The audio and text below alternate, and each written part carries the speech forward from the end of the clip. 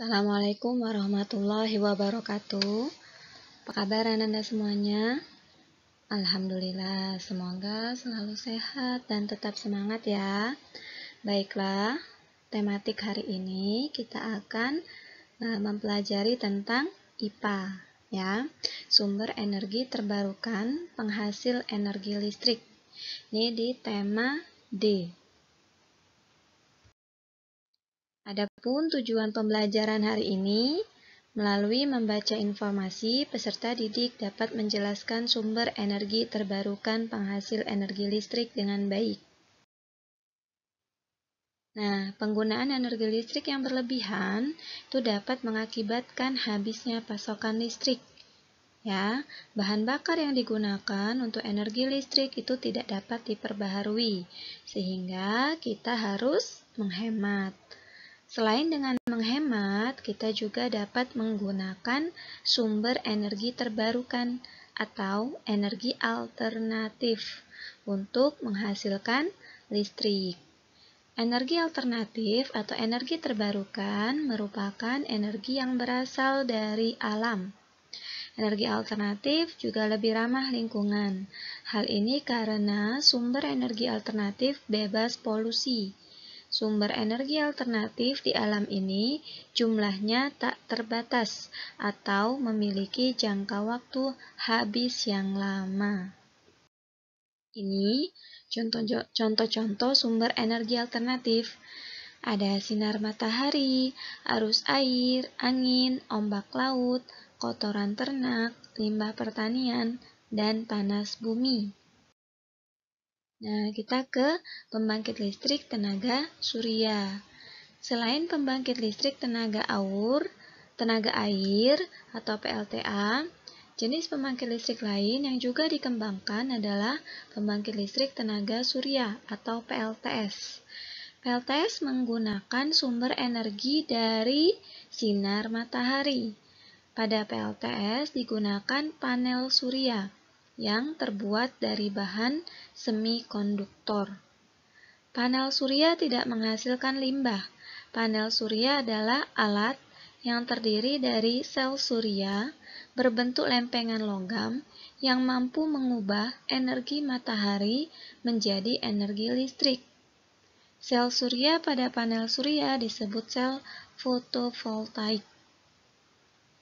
Sekumpulan sel surya yang terhubung secara elektrik dan dikemas dalam bingkai yang disebut panel surya. Semakin banyak panel surya yang dihubungkan, semakin besar energi listrik yang dihasilkan. Beberapa negara yang telah banyak memanfaatkan panel surya sebagai pembangkit listrik adalah Jepang, Jerman, Prancis, Belanda, dan Amerika. Nah, ini adalah skema pemanfaatan energi matahari oleh panel surya. Jadi, energi matahari itu ditangkap dulu oleh panel surya. Selanjutnya, energi panas tersebut diubah menjadi energi listrik. Energi listrik kemudian disimpan sementara di dalam baterai yang ada di panel surya. Itu panel suryanya yang ada di atap ya, itu yang menyerap energi matahari. Lalu, energi listrik dialirkan melalui kabel-kabel listrik yang menghubungkan ke semua peralatan listrik. Peralatan listrik yang mendapatkan energi listrik dapat berfungsi sesuai kegunaannya. Cara kerja panel surya. Yang pertama, cahaya matahari mengenai panel surya. Itu bisa dilihat di gambar yang nomor 1. Energi cahaya matahari diubah menjadi arus searah. Arus yang dihasilkan menuju solar change controller dan mengatur arus DC untuk disimpan dalam baterai. Nah, proses yang kedua itu seperti di gambar nomor 2, arus listrik dari controller dialirkan menuju inverter. Inverter mengubah arus DC menjadi arus AC. Jadi arus arah diubah menjadi arus 2 arah ya. Kemudian yang ketiga, arus listrik DC dari baterai dan arus AC dari inverter dapat dimanfaatkan untuk menghidupkan peralatan listrik. Lihat yang di gambar nomor 3. Nah, ini adalah beberapa pemanfaatan panel surya dalam kegiatan sehari-hari. Ya, nih.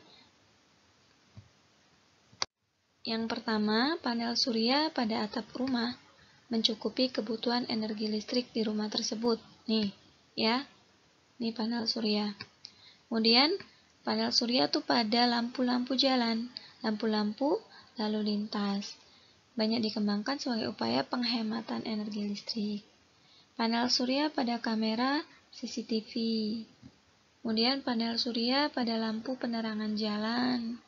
Nih ya, untuk mencukupi kebutuhan energi listrik. Panel surya pada mesin kalkulator mengubah energi matahari menjadi energi listrik dan menyimpannya di dalam baterai.